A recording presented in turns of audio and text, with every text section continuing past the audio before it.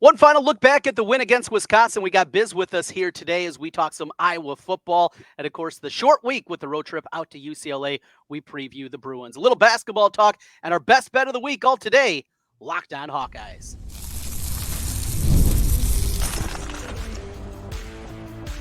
You are Locked On Hawkeyes, your daily podcast on the Iowa Hawkeyes. Part of the Locked On Podcast Network, your team every day.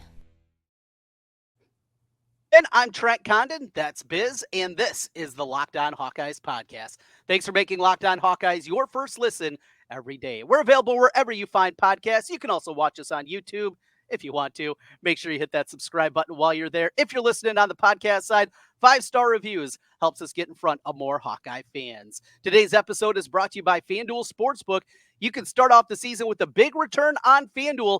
New customers can place a $5 bet. You'll get started with $150 in bonus bets if you win your first $5 bet. Just visit FanDuel.com to get started. Biz, good to see you once again.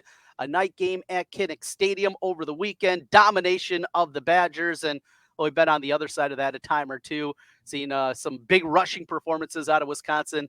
That one had to feel good. Had to be a fun night in Kinnick Stadium. Yeah, it's been a long time since we've just absolutely dominated the Badgers. Like you said, we've been on the wrong side of giving up 300 yards rushing a lot against the Badgers. But, yeah, fun environment, fun night, fun everything. If you're a Wisconsin fan, you have to feel just sick right now. You're a team that forever was really the bullies of the Big Ten. You were never the most talented, but you were definitely the most physical and the best running game for a decade. And now I don't know what that was. But that was not the Wisconsin football we've seen over the last decade. But more importantly, Trent, I think it's a true trend now. 4-0. You have me on during the week. The Hawks dominate. Minnesota, Washington, Northwestern, Wisconsin. So let's hope we can make it 5-0 this week against the Bruins because we've clearly found the key to success to Iowa football, which is me and you blathering on for 40 minutes on a Thursday before the game. It's working out well, and we'll keep it going certainly as long as possible. Now, Thanksgiving week could throw a little wrench into things, and we have to do it another time, but we'll figure out when they get there. Let's keep it going this week. Short week against UCLA.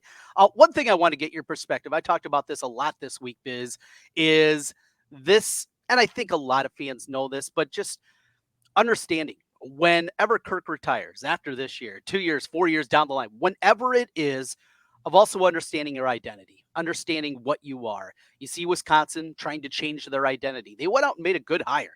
Luke Fickell was a wanted coach at big programs across the country. They were able to get him, but instead of kind of going with the recipe that he had at Cincinnati, he decided, I'm going to hire Phil Longo, and we're going to go with this dairy raid offense, and it's been absolutely hideous for them. Rich Rod, when they went out, Michigan went out and picked up Rich Rod and trying to change their identity.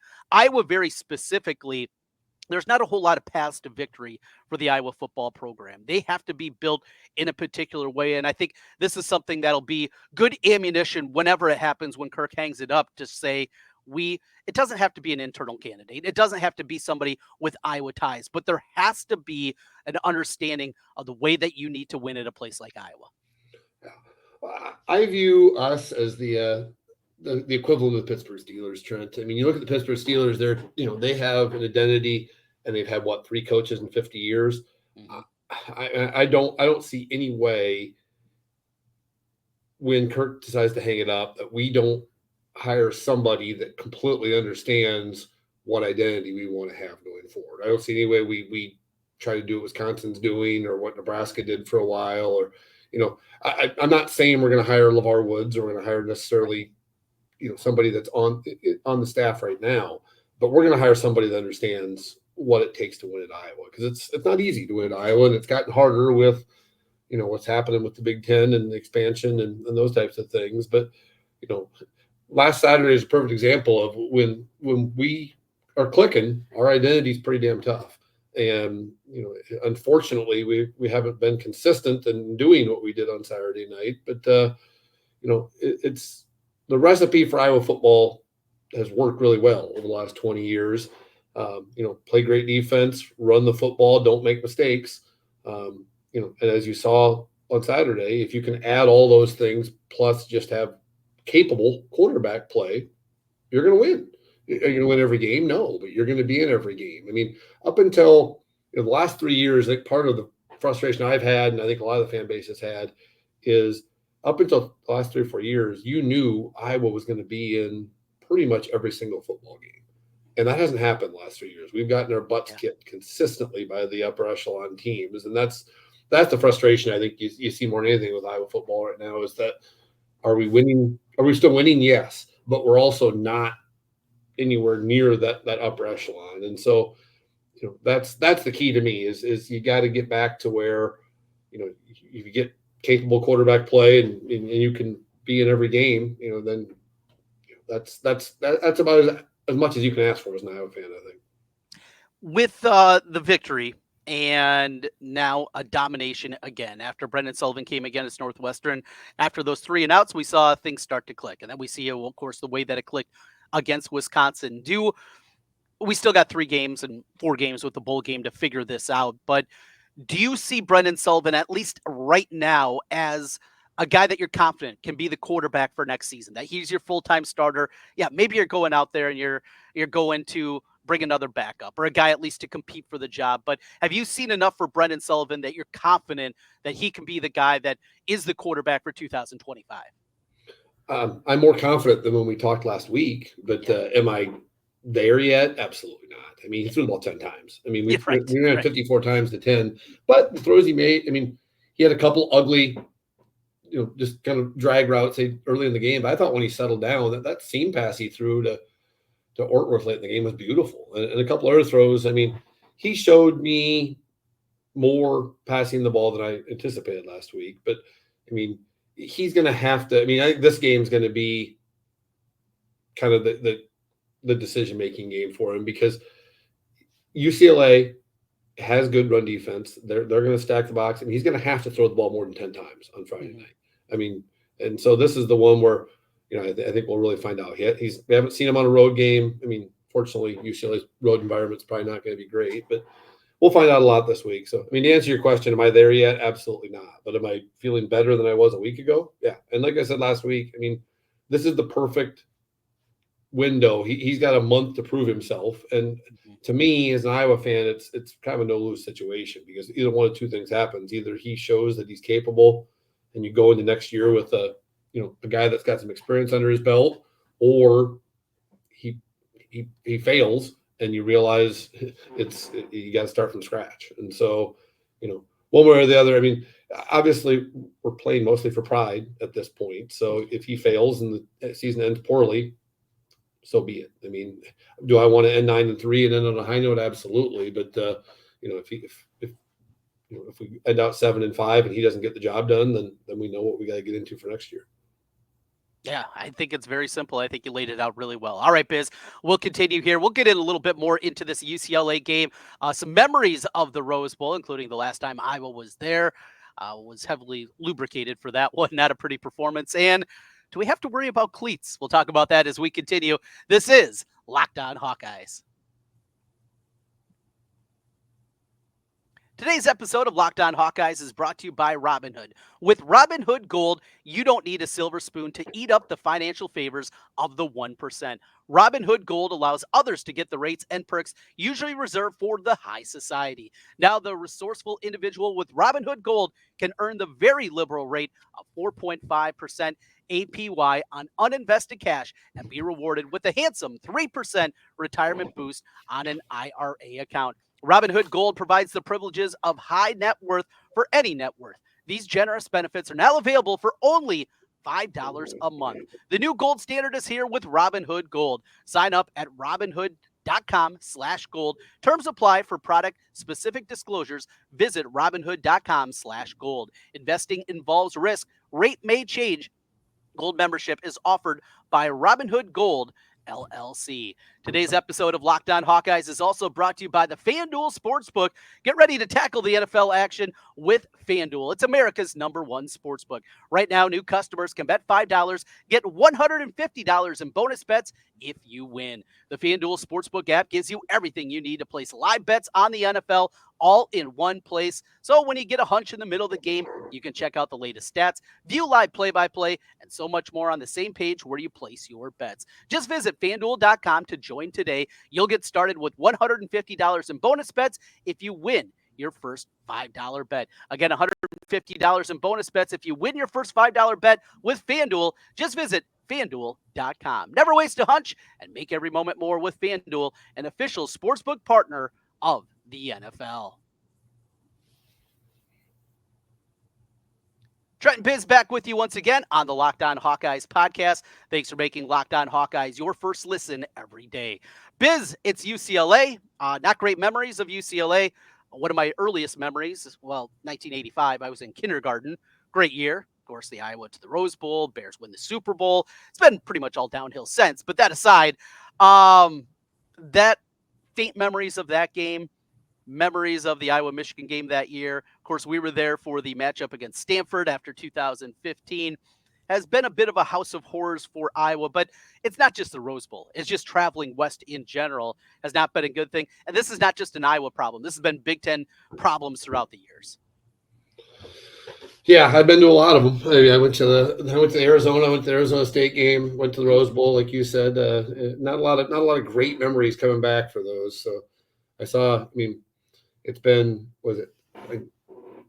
I was talking to my brother earlier this week. He's out there for the game, and it's been since 1987 that we've won a road game outside the Central Time or in either the Mountain or the Western Time Zone. So just means we're due, Trent. Yes. But, yeah. It's interesting. I was looking. This season has been just eerily similar to 2008 in so many ways. Yes. And we talked about, great running back, frustrating losses early in the year, team that really meshed as the year went on, quarterback controversy and things like that. And then, that season they dominated the Badgers just like we did last Saturday. But do you remember what happened the week after we dominated the Badgers in 2008? No. Went to Illinois and laid a complete egg. Oh, bad Illinois team lost, yeah. I think 27-24, 27-21, something like that.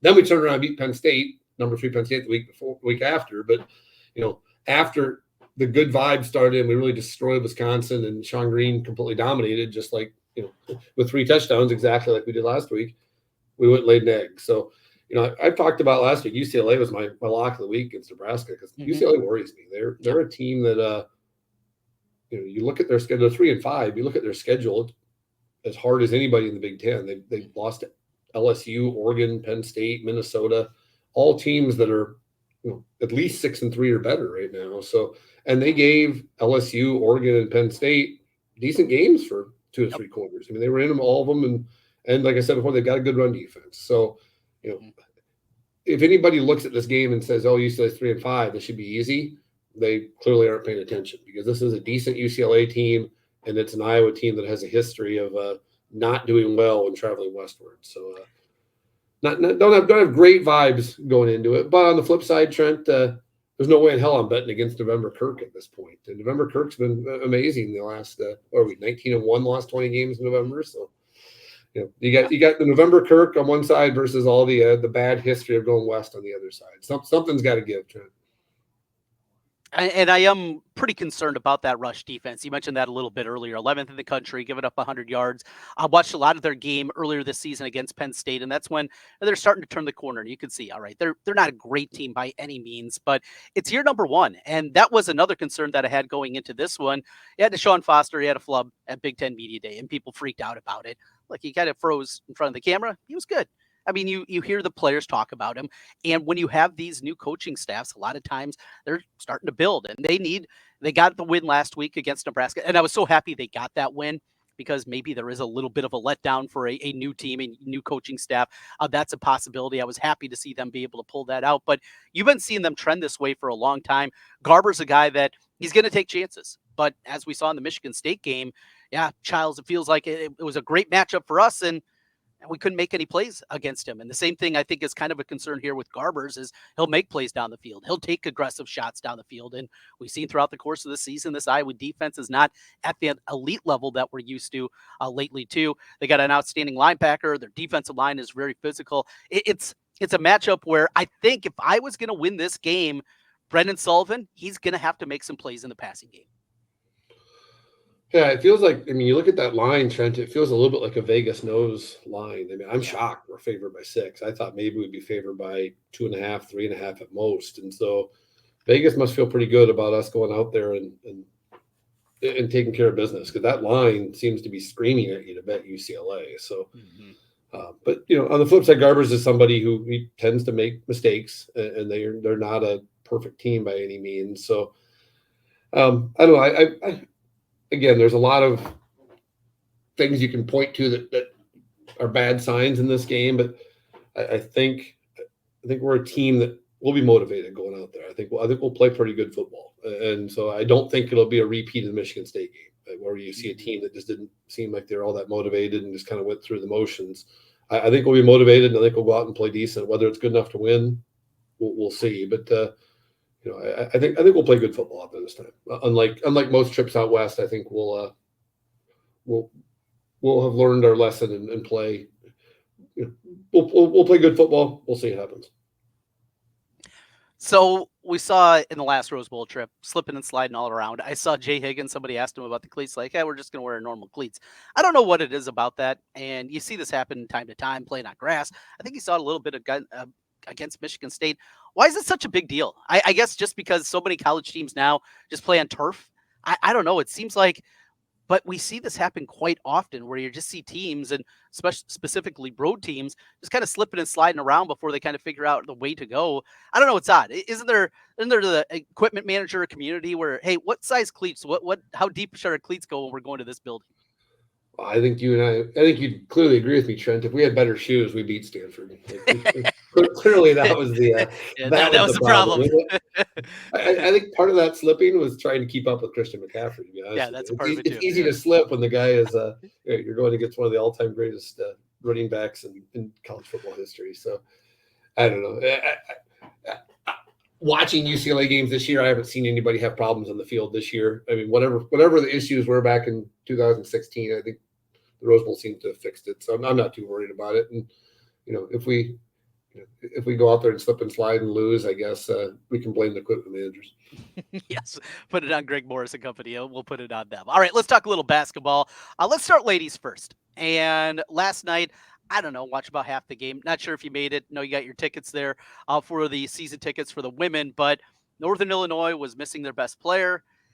It wasn't a great performance by any means, but it's so many new faces, and figuring out how to play as a Falter is going to be making her way back. A big one coming up on Sunday against Virginia Tech.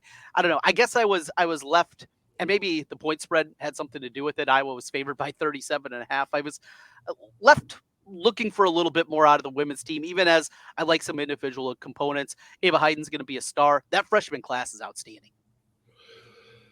Yeah, I mean, I think you say the same thing for both the men and the women. They were kind of underwhelming opening performances, but nothing you should be freaking out about by any means. I think, thing is, I mean, a lot of those girls, like you said, a lot of new freshmen, new people have never played. I mean, I know it wasn't a sellout last night, but there was 10,000 people there, and like that's got to be a little bit intimidating for girls that have never played in front of that kind of an audience. And so I'm sure there was some nerves involved.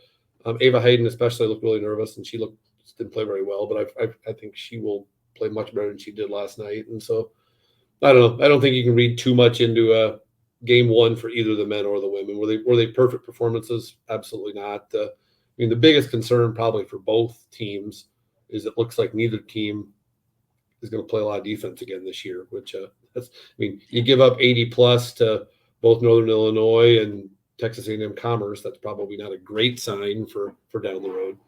So, I mean, but there's always going to be a trade-off. Both teams like to get out, and they're very offensive-oriented teams, which means you're going to give up a lot of points. But I don't know. It appears to be defense optional again for both teams. Going back to the old days, definitely on that front. What's your expectation for the women's basketball team? I mean, is it just get into the tournament? Is it higher than that? Where are you kind of going into the season? No, I think they can be. I mean, the interesting thing, you look at the Big Ten, it's very top heavy. There's, 3 or 4 teams that are going to be really, really good, but we got a pretty favorable schedule. We don't play, we play USC and UCLA only at home. We don't have to go out there for those two. And then you look at the bottom half. The bottom half of the Big Ten is bad. We should be able to clean up against the Wisconsins and the Penn States of the world. And so, I think realistically, you look for trying to get top 6 or 7 in the Big Ten. You get and then, ultimate goal is, can you sneak in and get can you get a top 4 seed? And so you can get 2 home games. I think that would be unbelievable if we could, could sneak in as a 4 seed, but I don't know. But my guess is you're looking probably more at a 6, 7, 8 seed in the NCAA tournament. Yeah, and that's kind of what I was thinking on that front. We'll get into the men, their first time out officially on the hardwood after the exhibition game. They get a win and they go again tonight. Southern makes their way in from Baton Rouge. We'll talk about that, plus our FanDuel best bet of the week. We'll do that as we continue. This is Locked On Hawkeyes.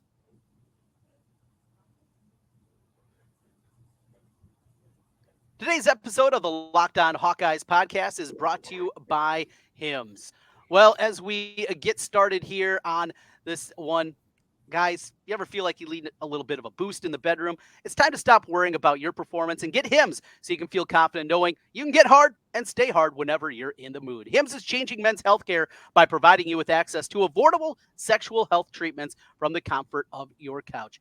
Hims provides access to a range of doctor-trusted ED treatments like chewable hard mints and Viagra and Cialis. They're generics for up to 95% cheaper. The process is 100% online, so there's no need for uncomfortable doctor's visits. Just answer a series of questions on their site, and a medical provider will determine the right treatment option. If prescribed, your medication ships directly to you in discreet packaging for free. No insurance is needed, and one low price covers everything from treatments to ongoing care. With hundreds of thousands of trusted subscribers, Hims can help you find the ED option that works for you. Start your free visit online today at hims.com/lockedon. That's Hims, HIMS.com/lockedon for your personalized ED treatment options. Hims.com/lockedon. The products mentioned are chewable, compounded products which are not approved by or verified for safety or effectiveness by the FDA.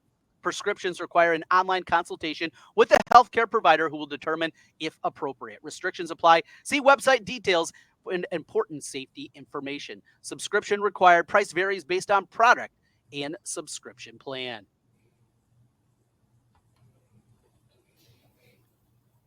Back with you one final time. Trent and Biz talking Iowa Hawkeyes sports.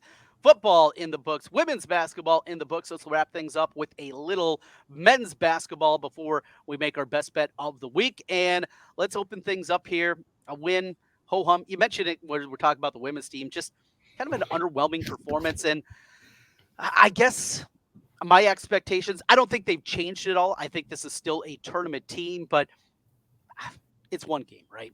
You hate to overreact to a game against an absolute terrible program like they did in the opener, but I want to see more out of this squad. I liked what we saw from Thelwell. We'll see. There's some rumblings out there about him, maybe not happy about his role. I don't know, Biz. It's just kind of all over the place. Where are you with the men's team? Yeah, like I said, one game you can't read into much, but the one thing that I will hold out on, whether this is a good thing or bad thing, I thought through one game, I'm not sure the added 20 pounds to Owen Freeman is a good thing. Yeah. He looked, there were a couple times after 4 or 5 minutes getting on the court, he was sucking wind. And I'm hoping that was an aberration because, I'm hoping the extra 20 pounds doesn't slow him down, because to me, his biggest strength is that quickness and being able to beat guys in the post and that spin move and things like that. And so, I didn't think he looked all that great, and just wasn't that aggressive around the hoop. So I'm hoping it's a one-game thing, and he proves me wrong. But after one game, I'm not overly excited about the bigger, bulkier version of Owen Freeman. But we'll see. So, but yeah, I think this team's got the chance to be a top half Big Ten team, and I still think. I'll say it every time we're on here, probably, Josh Dix needs to shoot the ball 15 to 20 times a game, every single game.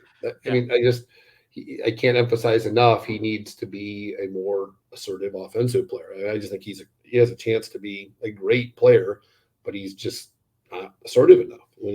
When he, there's shots out there. I mean, Tony Perkins shot 15 times a game last year. Somebody's got to take those shots, and I'd be more than happy. I mean, I've loved how aggressive Peyton Sanford is. Sanford's been super aggressive in both the exhibition and the first game. I'd like to see Dix do the same. It really feels like he's taken a step forward. And I wondered this summer at times, what kind of role there was going to be for Price Sanford. You look at the guys that they're bringing in, and we'll see kind of what he's going to be, but he's going to be an interesting one to see what kind of role he can carve out. This team needs to shoot the basketball well from the outside, and they need to be, have to be an elite level because of the way they are, the way they run offensively. But if they can be a good 3-point shooting team, and I think there's enough guys that can shoot it on this squad to do that, I think that's going to elevate everything else. Offense isn't a problem. It's, as always, the defensive end of the floor. I think there's a chance. I think my biggest concern walking away from that one is, again, the rebounding. The rebounding just wasn't great. Again, it's one game against Texas A&M Commerce. They were kind of going through the motions, it felt like, for long stretches of that game. But rebounding, again, is something that I have my concerns about at this point. Yeah, so it wasn't great rebounding, but I didn't think Texas Commerce, they put up a decent challenge. I mean, sometimes you see teams, you're the RPI genius. I'm sure the RPI is not good, but have you gone on your annual rant yet this year? No, so that's an old one, because after we morphed into the net system, actually, Fran McCaffery was at the forefront. We saw a lot of talk last year. The ACC was ripping Iowa State and a bunch of Big 12 schools for playing these awful, the worst of the worst, and then beating them by 50, and it kind of ruined the net. Well, Fran McCaffery's been doing this for the last 6 or 7 years. And in the old system of the RPI, you play these terrible teams who would drag you down. If you go out and do what you're supposed to, beat these teams by 40, 50, 60 points, it helps your efficiency numbers even as the point spread is capped. So, no, this is one now. Play these games. It helps you as long as you blow them out. It actually helps you because it's going to help your efficiency numbers. So maybe Fran, maybe that Wharton Business School degree came to work here. It's worked out pretty well the last couple of years.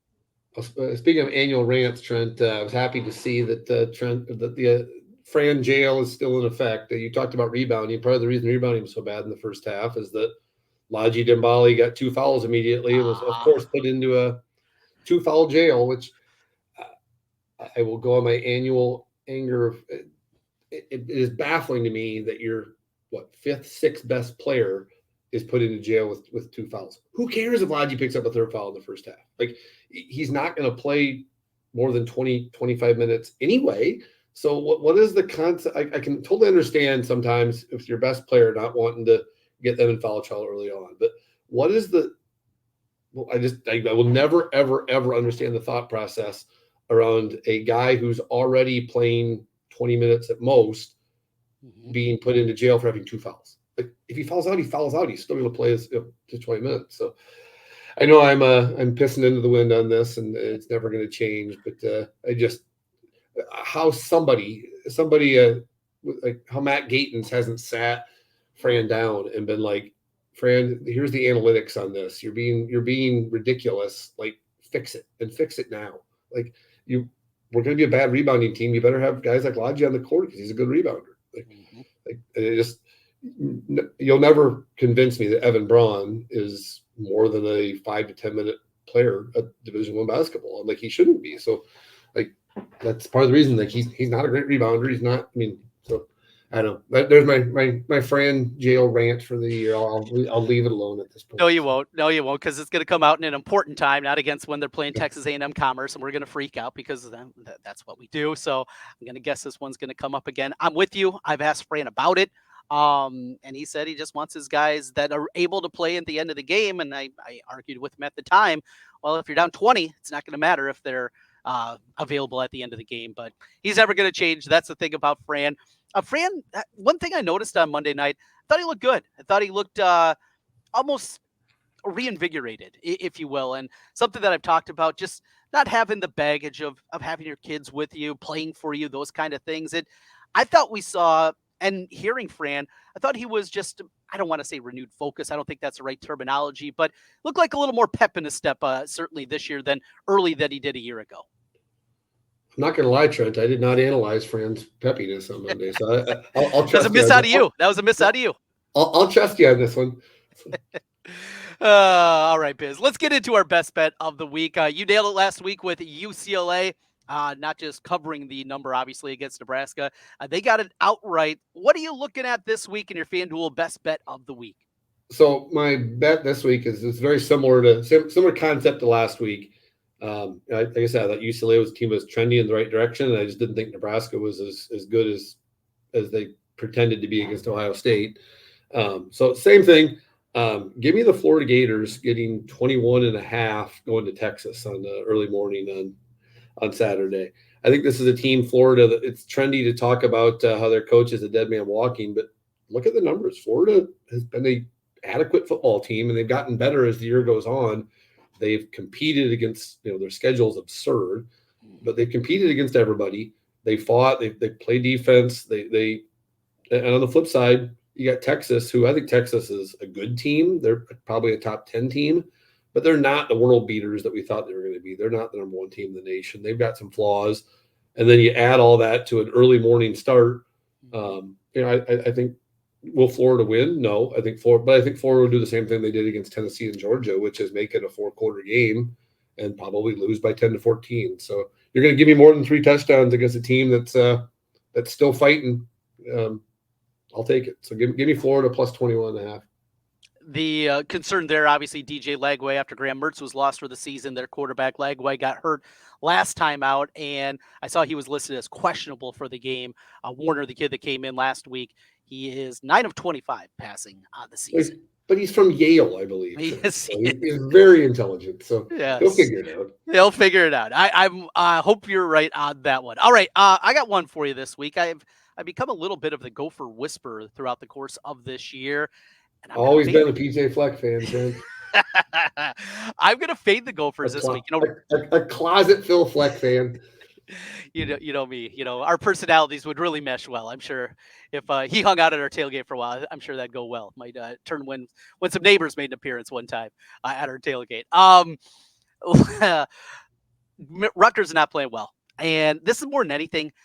Minnesota, I just don't know if they can cover 6.5 against this team. This thing looks destined for 10-9, 13-10, 17-13, something like that. So giving me 6.5 points, I'm going to grab it here with Rutgers. I think this is just going to be an ugly, hideous November Big Ten football game, and I'm going to grab a Rutgers and the points for my best bet of the week. Famous last words.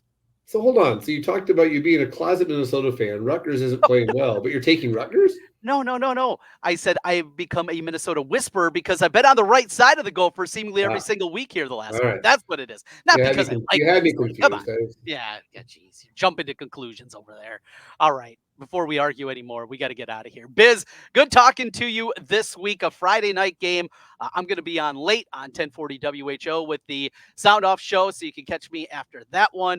Going to be a late night, and I got high school football before, so a busy Friday for me. No road trip to the Rose Bowl for you this year. No, we get the Liberty High Iowa doubleheader on Friday, so I'll be watching the first half of the game probably on my phone while cheering on the Libertarians. So.